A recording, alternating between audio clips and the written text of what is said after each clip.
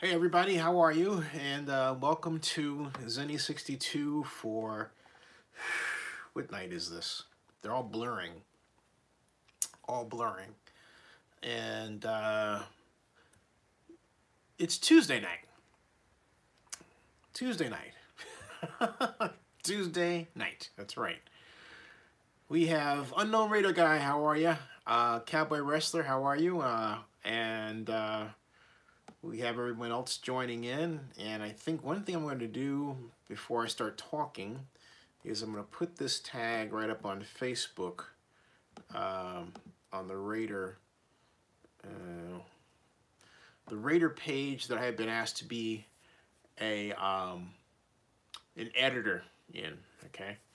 And then we'll get started with something that I am both quite interested in talking about and also a little bit, I won't lie to you, a little bit nervous about. Yeah, I said it just like that. And I don't mean nervous for the obvious reasons, but maybe some less obvious reasons. But this is an interesting situation. In fact, this night started off for me rather interesting because I got an email from a man named Jerome Almond. Jerome Almond, okay? And Jerome Almond, in his email, told me that, oh, by the way, I'm not going to take any of your questions until I presented the topic. So look at the topic, because that's what I'm going to talk about first before I deal with anything else, okay? Because that's important. And this sort of segues into that. At any rate, Mr. Jerome Almond basically is saying to me, hey, you know, I'm the person who has the emails that the NFL is afraid of. That's basically what he wrote to me, you know? And then he mentioned the New York Times, and so me being me, I take Jerome Almond's name and I do a search, and it turns out that Jerome Almond is named Jerome Kichu Almond, something like that, all right? Jerome K. Almond, and among other things, he is a convicted felon, a John who was arrested in Dalton, Georgia, one of 8 Johns during a prostitution sweep. And what else? And then he was fingered as the conspiracy theorist around some email that he claimed to have that supposedly exonerated Donald Trump, right? And then he tried to sue the New York Times and a bunch of other publications, including Politico. And I was like, wow, okay. So this guy, I thought, well, I'm gonna leave that guy alone. So if you hear the name Jerome Almond, the reason why you're hearing it this time is because Mr. Almond claims that he has the emails that caused the NFL to drop the Colin Kaepernick case. Now, basically, he's taking the same argument. Cowboy says he's a wannabe Daniel Ellsberg. Actually, that's being kind to Daniel Ellsberg, okay? Sorry, Mr. Ellsberg. But he's taking the same email and the same argument and basically took Donald Trump's name out of it and then put it back in place of it, Colin Kaepernick. And he keeps on running. So anyway, so I'm thinking, okay, this night can't get any weirder than that, right?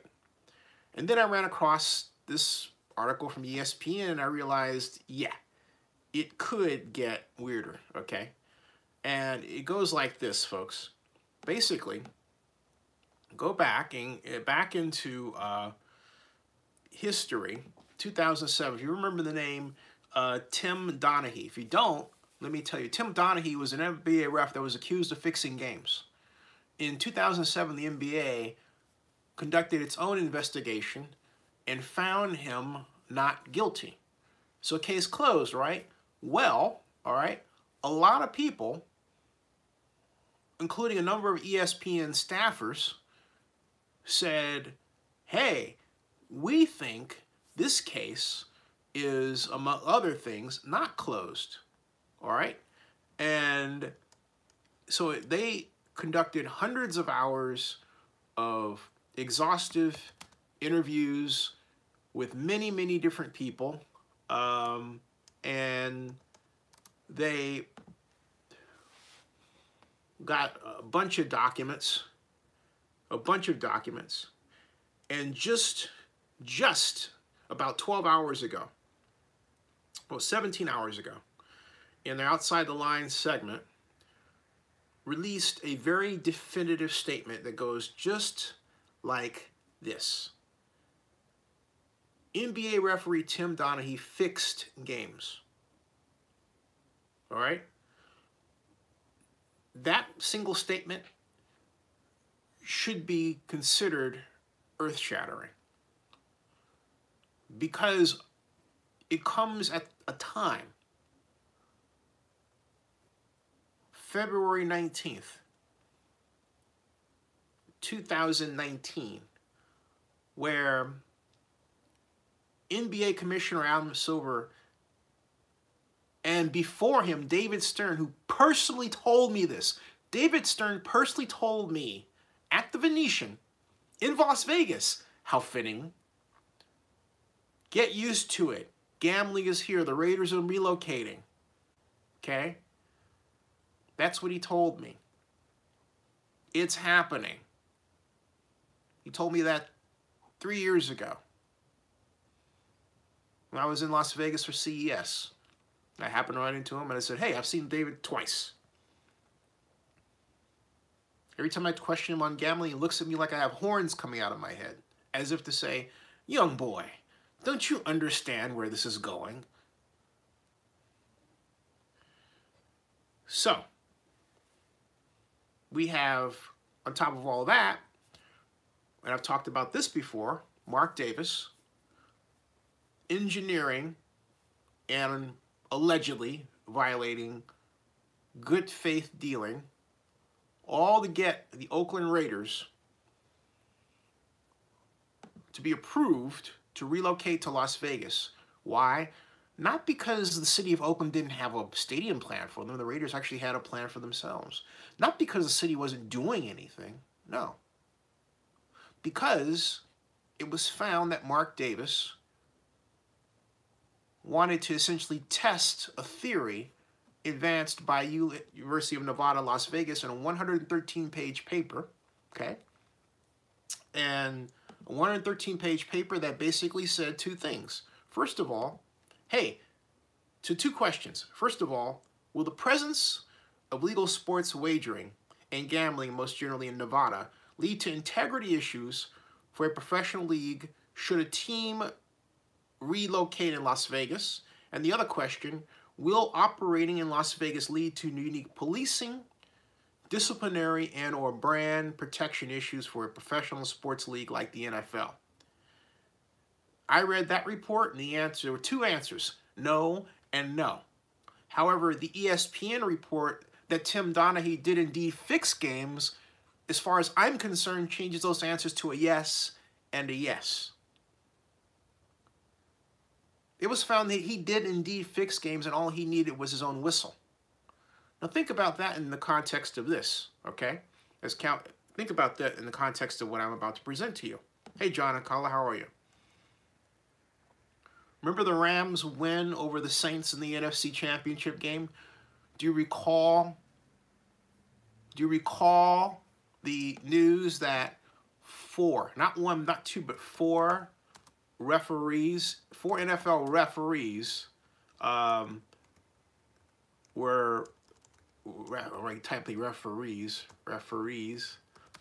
were at that game and from Southern California, okay? As ESPN, who's got enough money to be on top of all these things, reported on January 27th of this year, concern around the NFL that 4 officials in an NFC Championship game live in Southern California. All right? 4 referees in controversial Rams-Saints game have ties to Southern California. All right? NFL concerned 4 Rams Saints refs are from California and jaw dropper. Now that would have been, oh, you know, just saying the NFL just sort of broomed that. But now, one would think, from a media standpoint, from a blogger standpoint, hey, from a journalist standpoint, hey, where there's smoke, there's fire, okay? NFL concerned 4 Rams Saints refs are from California and jaw dropper. In actual NFL whispers that sound closer to inane commentary from the bleachers, ESPN reported Sunday that there are concern around the league that 4 officials with Southern California ties worked the Saints-Rams game that ended in controversy and New Orleans fury. The piece cautions that the NFL does not actually believe the game was fixed and that these Angelinos skillfully directed a close game into overtime and ensured a Rams victory. However, there are some around the league concerned with the peripherals of the refs' backgrounds, especially because those most responsible for blowing the Nickel, Robbie, Coleman, Tommy Lee Lewis pass interference call near the end of regulation are from or live in California. All right? And my point is that you could stuff that off as coincidence. But after ESPN found that Tim Donaghy did indeed fix games, and the NBA said, hey, that didn't happen, everything is called into question. Remember, this just happened. This ESPN release just happened today. Unless you think that media has zero impact on the law, you're making a big mistake. Because media, more often than not, can point investigators to look at something that, absent media coverage, they would never have considered at all. And that is where we are right now. The question is, how far will this go? And I'm saying that given the real raison d'etre for Mark Davis trying to move the Raiders to Las Vegas, someone has to consider within the league a review of the Raiders' move. I am not saying the move will be stopped. I'm simply saying a review. Because while the league granted this conditional relocation, there was never a publicly made discussion regarding how the Raiders are going to handle the gambling situation. Instead, what we got was the NFL opening up the gambling to, hey, Caesars is now the NFL's first gambling sponsor.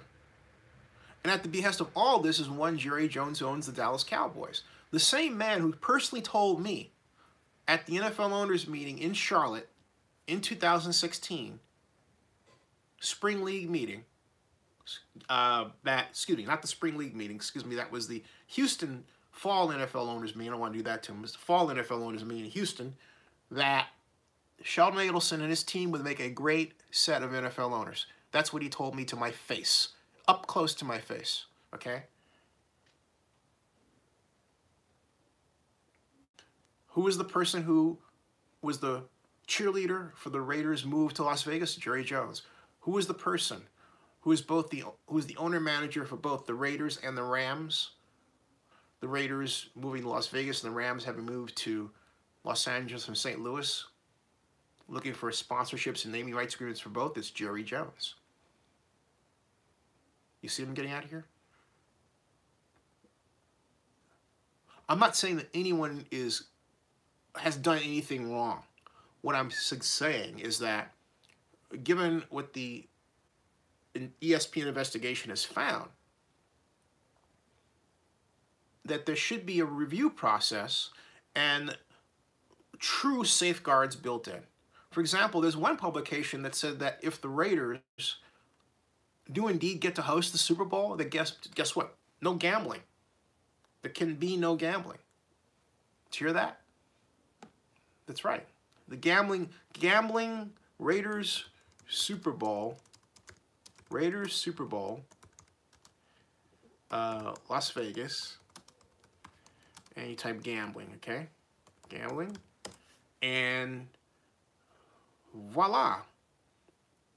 We have the gambling prohibited.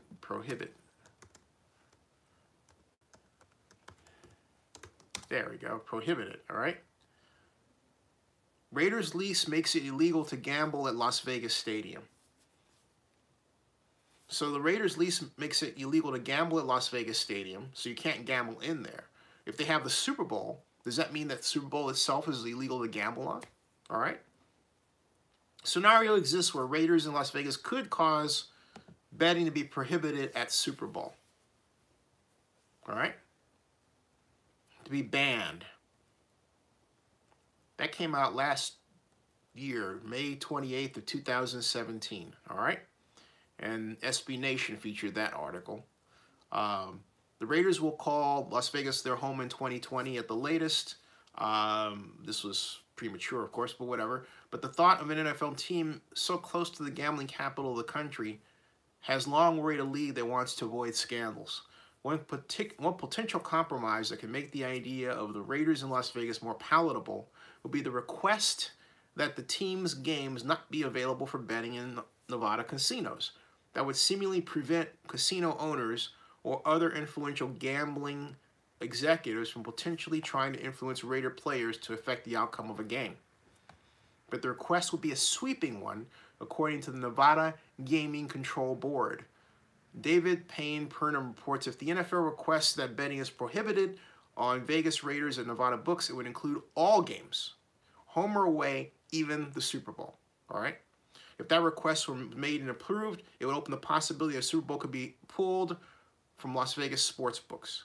That seems like a scenario so outlandish that it couldn't possibly happen, but David Purdom, who covers gambling for ESPN, isn't willing to rule it out.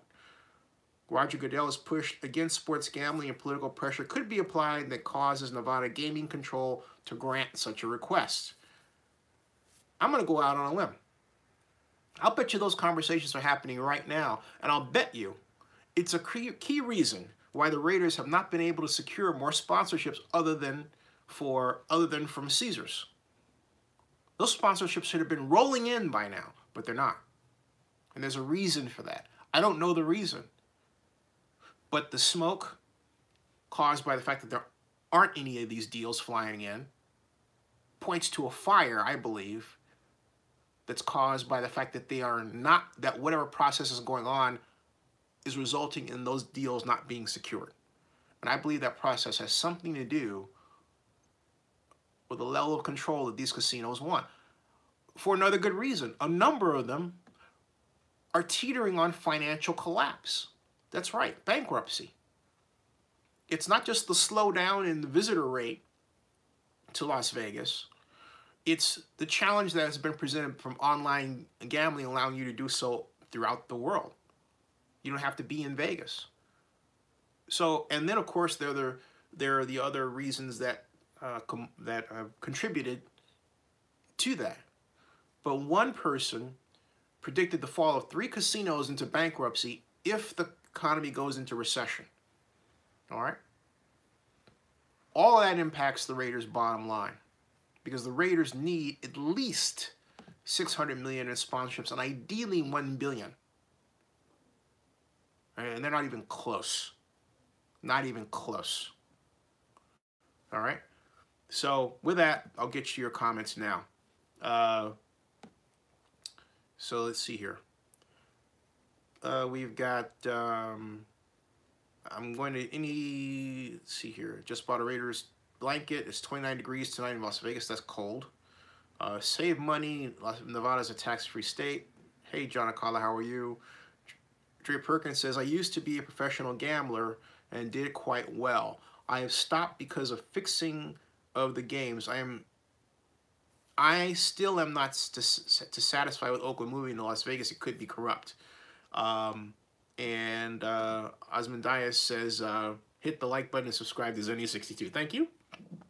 Cowboy Wrestler says, I just wanted the Raiders to handle the relocation with class. So far, they haven't. Keylock86 says, so what happens when the NHL teams with the Stanley Cup? Was there gambling on that? That's a good question. That's a good question.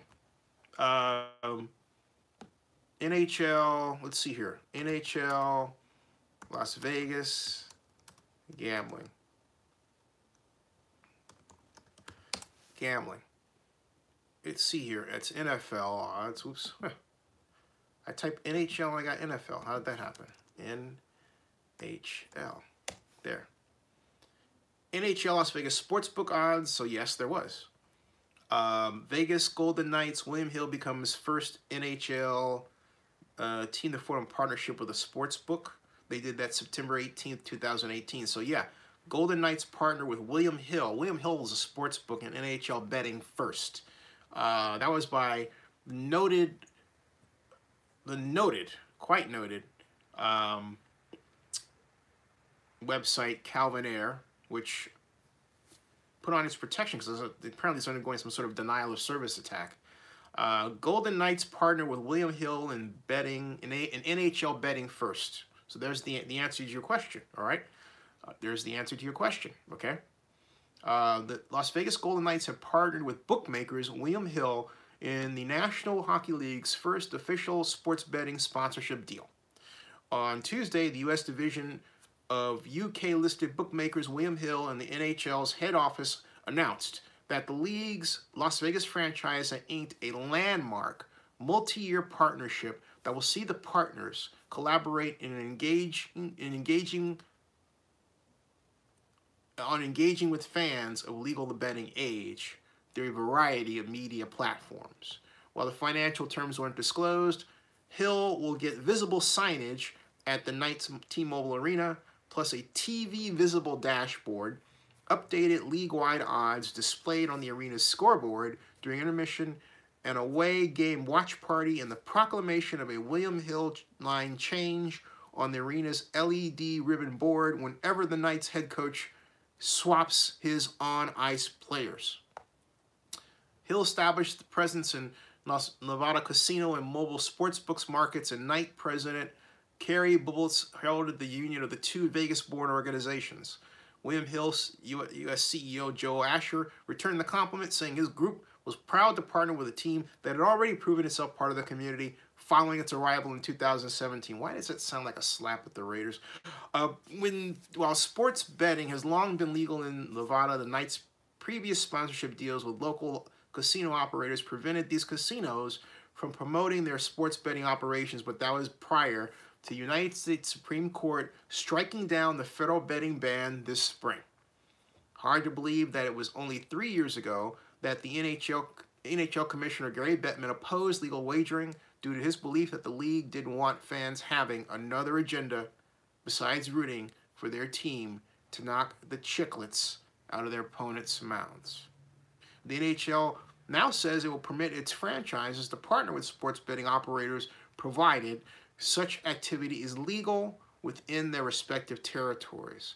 Bloomberg recently reported that New Jersey Devils are expected to realize a $5 million windfall from gambling-related sponsorships in the upcoming NHL season that gets underway next month.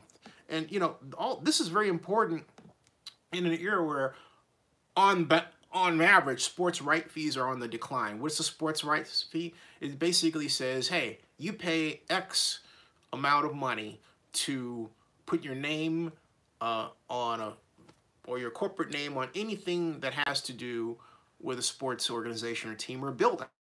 All right, and with the exception of the NFL, which I haven't seen a decline in the rights fees yet, there has been that kind of pull down, mainly because there are so many there are so many opportunities are out there in sports to put your brand name on it someplace. Okay.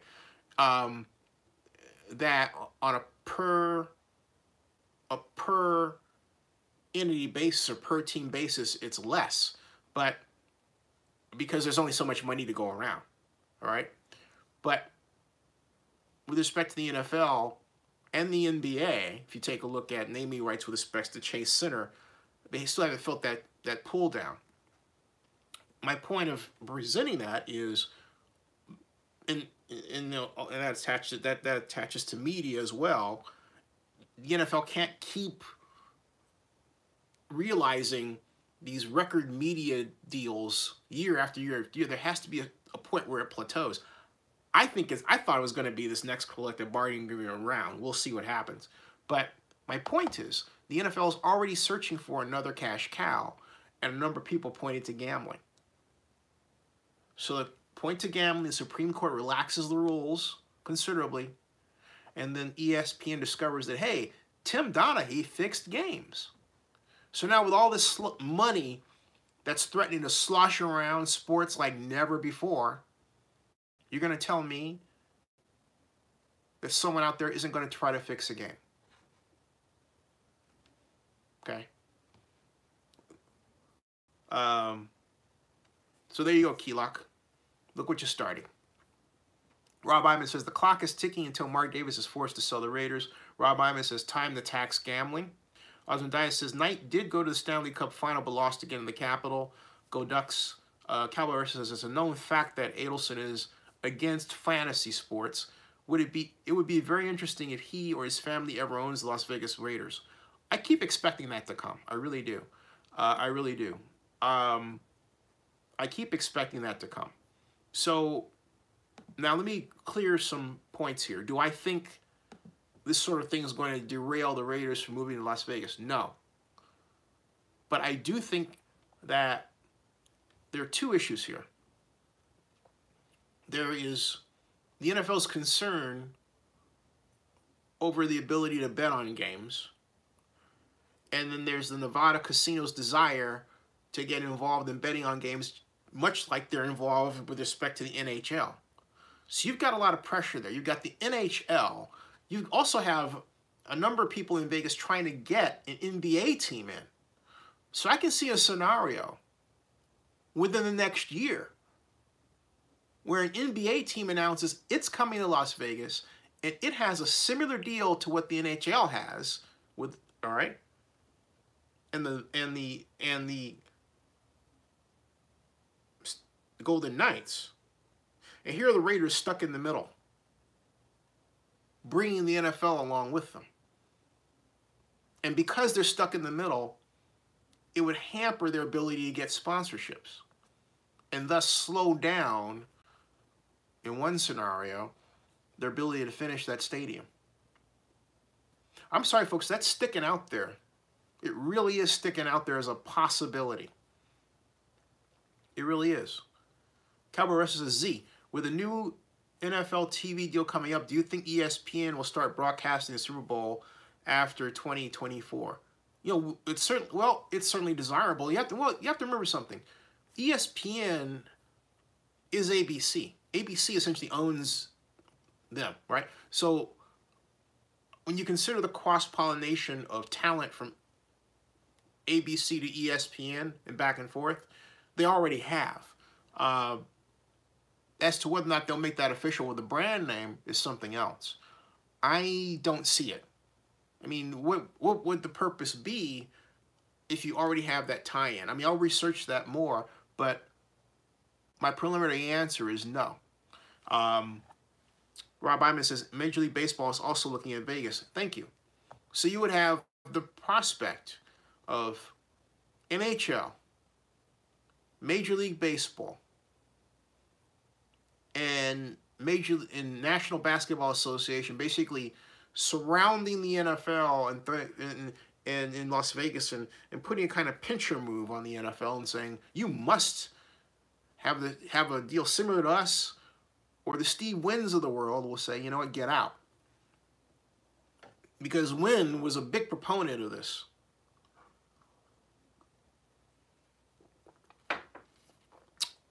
Okay. And Wynn has partners. A partner among them, he has Adelson as a partner, and they both have Jerry Jones. Think about that. Rob Iman says the NFL wants to keep postseason games on free TV. He says NFL playoff ratings flopped on ESPN there as well. So let me ask you all a question. If you knew NFL games were fixed, would you be less likely to watch them? Why for yes or no for the other? If you knew NFL games were fixed, would you be less likely to watch them, yes or no?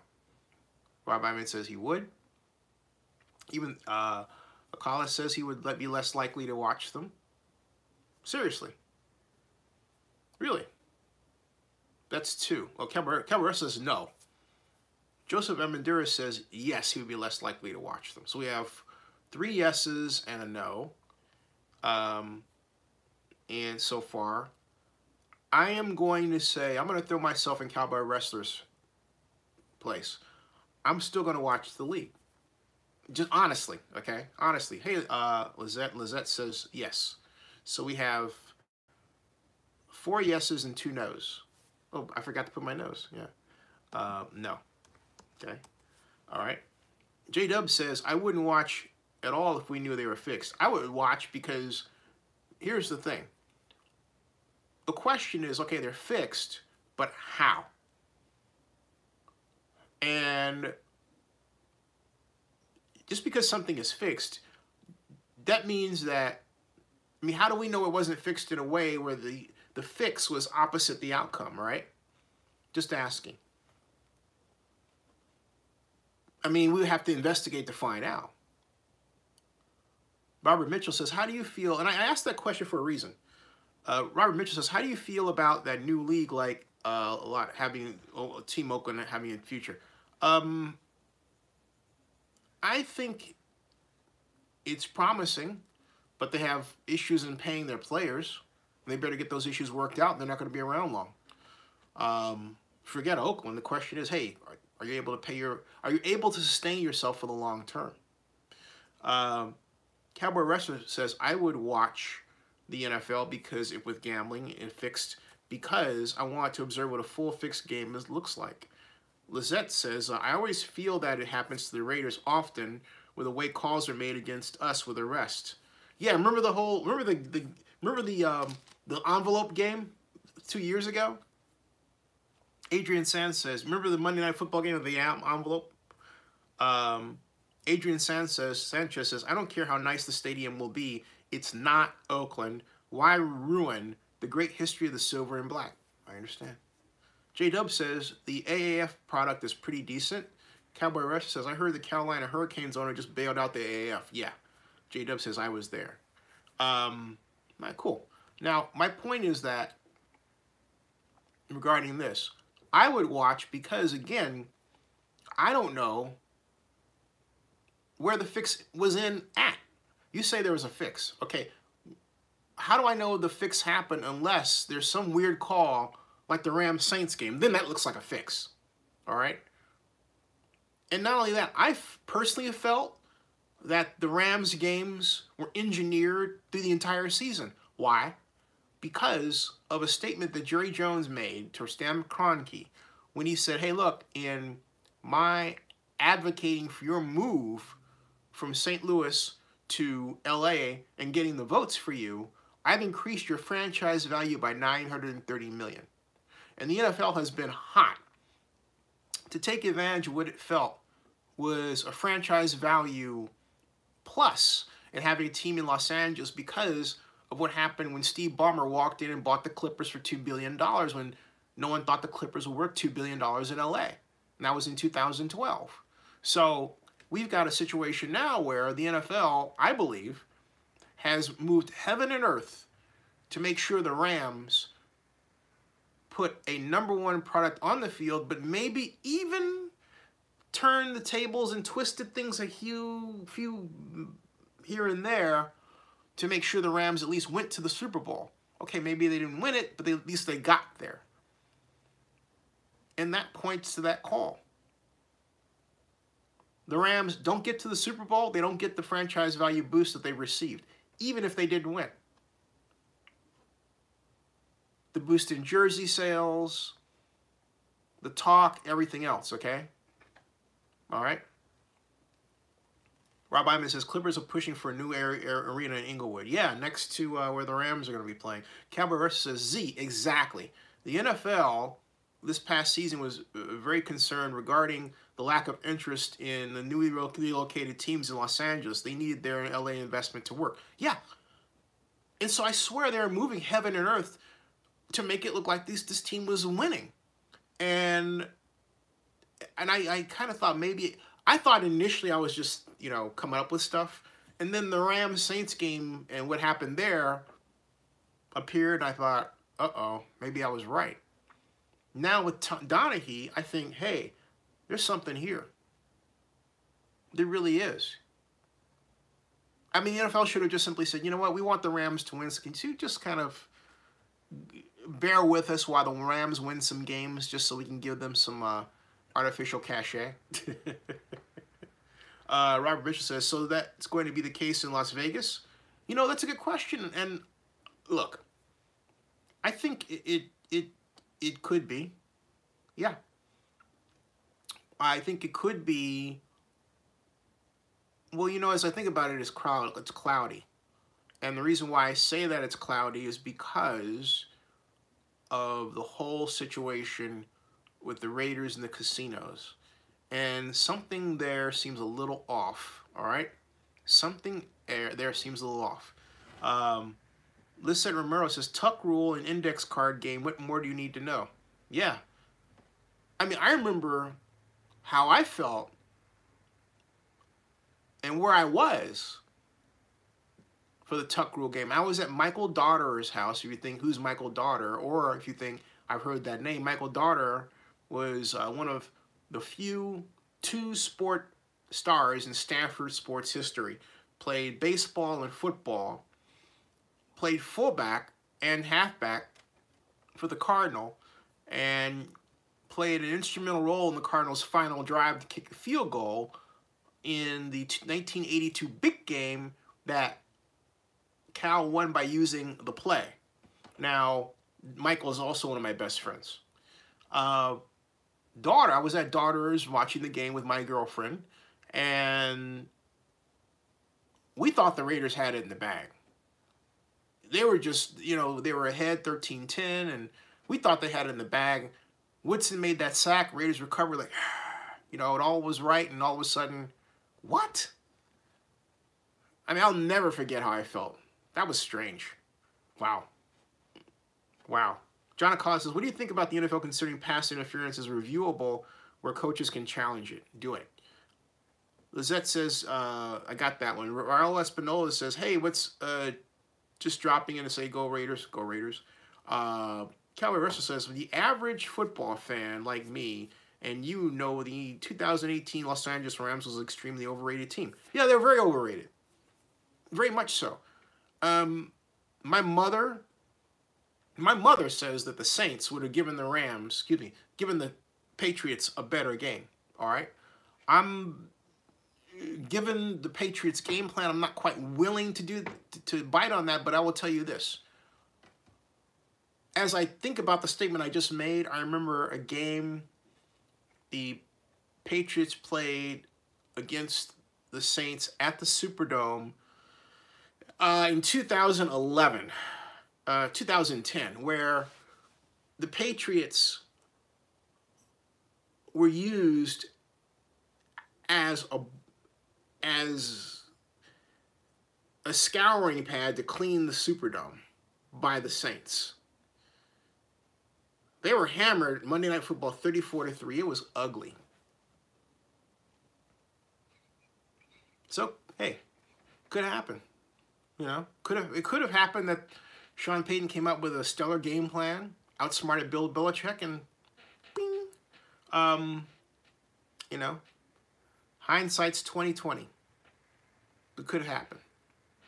But right now, I think, you know, and the question is, okay, where is this whole deal with Tim Donaghy? Because it's just popped up. And I haven't had a chance to read the whole article. I got the broad brushstrokes for this presentation, right? And I'm going to stop this one in about 15 minutes, mainly because I have some irregular sleep patterns that I need to work on correcting. But where does this leave us? What is the upshot of all of this? And I'm scrolling through, and I'm going to read it more in depth, but at the end of it, it says, basically that they're talking about it's a movie or something like that that could be made, and here's how deep it was. It says that he knew what the spreads were going to be. Just talking about Donaghy laid everything out. He knew what the spreads were going to be. He knew how to control it with his whistle, referee's whistle. He knew how to get into other referees' heads too about different players because the other refs would follow him. He admitted to fixing the games. Okay? And, you know, it's something else. It's something else. He admitted this to a guy named Aaron Cooley. And Aaron Cooley had recalled the time Donaghy had came to his office in Sarasota, Florida in a high state of anxiety. Like so many others in Donaghy's life, Cooley and the referee would eventually have a vitriolic falling out. At one point, Donaghy won a stalking injunction against Cooley, but at the time of the visit in late 2007, Cooley said the men were close. And since moving to Sarasota in 2005, Donaghy has often volunteered for the local sports leagues that Cooley ran out of a community center. Now, after Donaghy's downfall, but before he headed to prison, Donaghy broke down and wept inside Cooley's office. "My life is ruined," Cooley recalled Donaghy saying. And he said Donaghy laid everything out and spilled everything. And that's when he said that he knew where the spreads were going to be. He knew how to control it. He knew how to get into referees' heads about different players, everything. And so he said when Donaghy finished, Cooley leaned back in his chair. He had been rapidly listening to the referee's story, the gambling, the cash, the secrecy, the corruption, the endless search by human beings to gain an edge. Think about that. The gross opportunism that seemed almost contagious. The almost shockingly easy fixing of a major American sport. But now there was one big thing on Cooley's mind, and it wasn't the moral of the story, or actually it was the moral of this story. "If what you're telling me is true," Cooley said, he told Donaghy, "you're going to be rich."